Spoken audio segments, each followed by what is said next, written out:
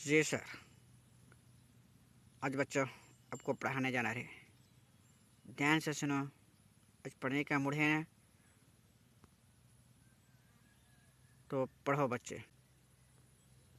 आज को पढ़ाने जा रहे हैं नेता और बकरी की कहानी है। सुनो बच्चे, कौन पढ़ना चाहते हो? पहले हाथ ऊपर।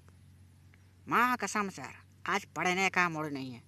फिर भी मैं आज पार्टी करने गया था ना सर्कल, बकरा खाया था तो मन कर रहा है आज बकरा खाने का। तो आप खिलाएंगे ना सर आज मुझे बकरा? ओए, तेरी ऐसी के तैसी, कौन स्कूल में तेरे को बकरा खिलाएगा बे? ये नेता और बकरी की कहानी है, अच्छे से पढ़ना, इसीलिए बोल रहा हूँ। हाथ ऊपर कर। तूने हाथ ऊपर किया ना, फिर तू पढ़ाई पढ़ के सुना, तभी हम आगे पढ़ पाएंगे।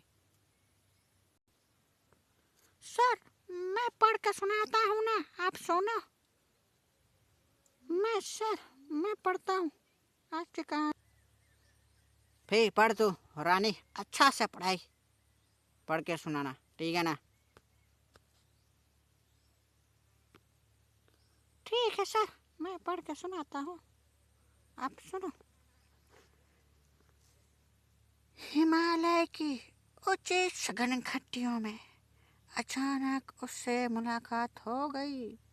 तब वह अपनी भेड़ बकरियों के बीच एक ऊंचे टीले पर बैठा हुक्का गुड़गुड़ा रहा था। बातचीत में उसने बताया कि नाम तो छंगाराम है, पर लोग मुझे नेता भी कहते हैं। सर, मैं पढ़ूंगा बोल रहा हूँ ना, ये क्यों पढ़ रहा है? सर, इसको पढ़ने को नहीं आता, मैं सुनाता हूँ पढ़ के।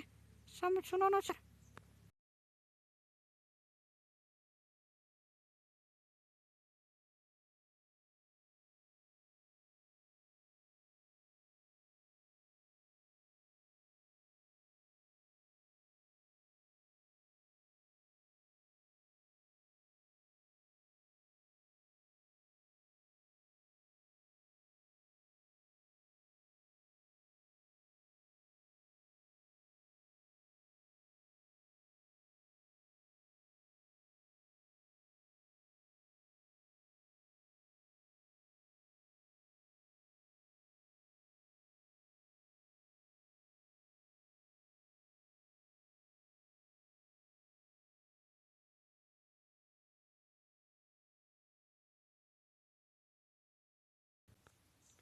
ठीक है, फिर तू ही पढ़।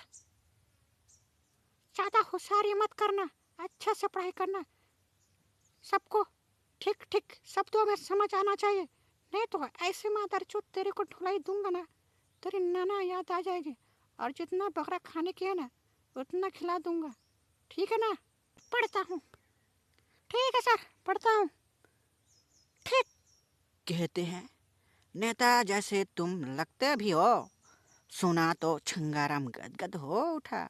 पीते हो हुक्का मेरी तरफ बढ़कर बोला। लोग कहते हैं तो, पर मुझे तो इतना भी मालूम नहीं कि नेता होता क्या है, वह क्या करता है। अब तक किसी नेता को देखा भी नहीं। मैंने उसके साथ से हुक्का थमा लिया, सोचने लगा लोग छंगाराम को नेता क्यों कहते हैं। अब इसे क्या बताऊं कि नेता क्या होता है। छंगाराम ने फिर वही प्रश्न दोहराया तो लगा कि नेता की असलियत जानने को वह ज्यादा ही उत्सुक है। मैंने कहा, छंगाराम जी, नेता भी तुम्हारी तरह आदमी जैसा ही है। उसके आसपास भी हर वक्त भीड़ जमा रहती है। जनता को जो जमा ले वही नेता। अब देखो तुम्हारे आसपास कितनी भीड़ है, लोग इसलिए तुम्हें नेता कहने लगे हैं। पर ये तो भेड़ बकरियां हैं, आदमी तो नहीं। उसने अपना तर्क रखा। तुम नहीं समझे, नेता को भीड़ से मतलब है, तब चाहे आदमी हो या भेड़ बकरियां, नेता के लिए दोनों बराबर हैं। सर, बस भीड़ होना चाहिए, बस उसकी समझ में आ गई, बोला। अब समझ में आया कि नेता क्या होता है। तो अब बताओ, नेतागिरी का यह धंधा कब से कर रहे हो? मेरे पुरखों यही करते रहे हैं, बचपन से मैं भी यही कर रहा हूँ। इसका मतलब तुम खानदानी नेता हो और तुम्हारे पुरखों से ये भेड़ बकरियाँ तुम्हारी जनता चली आ रही है। जनता बहुत भोली होती है, छंगाराम जिधर हाँक दे चल पड़ती है। ऐसा, हाँ ऐसा तो है, पर एक ही खबरी है इनकी आदतों में। जो एक किसी खाई में छलांग लगा दे तो सब उसके पीछे कूद पड़ेगी। इसलिए बराबर नजर रखनी पड़ती है, हद दम पीछे चलना पड़ता है। कभी घनी झाड़ियों के बीच दूर दूर तक बिखर जाती है तो फिर एक जगह लाना मुश्किल हो जाता है। दिन भर चुगाने के बाद शाम को जहाँ ये बैठ गई वहीं हमें भी डेरा डाल देना पड़ता है। बहुत परेशानी का काम है। देखो, यह सब तो करना पड़ेगा, आखिर तुम इनके नेता जो हो। लेकिन गांव शहर से दूर इन जंगलों में तुम रहते हो तो क्या अंग्रेजी जंगली जानवरों का डर नहीं होता? होता है। बाघ, भालू, भेड़िया और दूसरे जानवर घूमते मिल जाते हैं, पर वे अचानक हमला नहीं करते।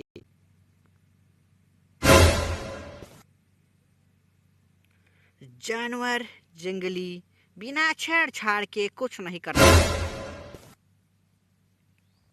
कई बार जंगली पीज हिरन हमारी भेड़ बकरियों के साथ दिन भर चुगाते हैं और शाम होते ही छिटक कर अलग पड़ा। पर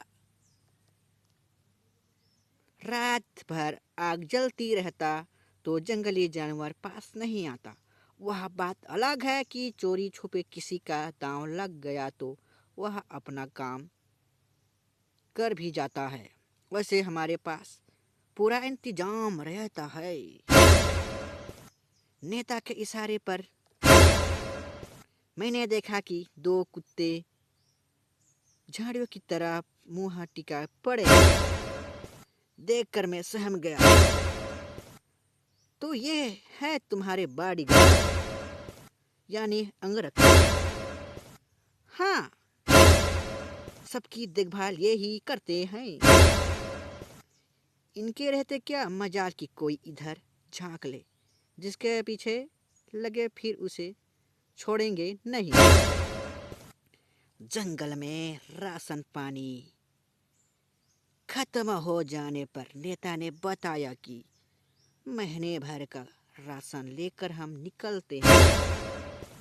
खत्म हो जाए और शहर जाना ना हुआ तो अपनी जनता ही काम इसी को दोहराते हैं। कुछ दिन दूध से ही काम चल जाता है। कुत्तों को भी वही पिलाते हैं। जंगल में कई तरह की जड़ी बूटियां वाला दूध नमक के साथ लोटा भर पी लिया तो भूख नहीं लगती, बदन में ताकत भी बनी रहती है। हफ्ते 10 दिन बीच कोई ना कोई मरता ही रहता है। 2-4 के दिन के लिए वही हमारा खाना हो जाता है। वह उसी को दुहाते हैं और उसी को खा भी जाते हो। तुम कैसे नेता हो? अपनी लाचारी जाहिर करता छंगाराम बोला। फिर तुम ही बताओ क्या करें? दूहे नहीं तो इन्हें भी चैन नहीं पड़ता। थानों में दूध जमा हो जाने से कई तरह की बीमारियां लग जाती है, इसलिए दूध निकाल कर फेंकना पड़ता है। सब तरह से देखभाल करनी पड़ती है। साल 6 महीने के में एक बार इन्हें मुड़ लेना पड़ता है। लेकिन इतनी सारी जनता को तुम अकेले कैसे मुड़ लेते हो? हम खुद नहीं मुड़ते, दूसरों से यह काम करवाते हैं। शहर से व्यापारी लोग आकर मुड़ ले जाते हैं। हमें तो पैसा से मतलब है, इसलिए लोग तुम्हें नेता कहते हैं। नेता भी अपने आप कुछ नहीं करता, सारे काम दूसरों से करवाते हैं। क्या करे जी, इनकी देखभाल से फुर्सत नहीं मिलती, कहकर छंगाराम ने कंधे पर कंबल चढ़ाया और अपनी जनता को आवाज देता चल पड़ा। चलते चलते मैंने पूछ लिया, तुम्हारे अलावा दूसरे नेता भी यहाँ आते होंगे? हाँ, गर्मी बरसात में पूरा पहाड़ भरा रहे, अपने अपने इलाके बटे हैं। मान लो उनकी जनता तुम्हारी जनता के साथ मिल गई, तब मिल जाती है, वैसे हम मिलने नहीं देते। मिल जाए तो अलग अलग क्या जाता है? ऐसी बात नहीं कि हम उन्हें पहचानते नहीं, एक एक का चेहरा हमें याद रहता है। मरने जीने का साथ है तो क्या इतनी पहचान भी ना होगी? कहकर छंगाराम चल पड़ा।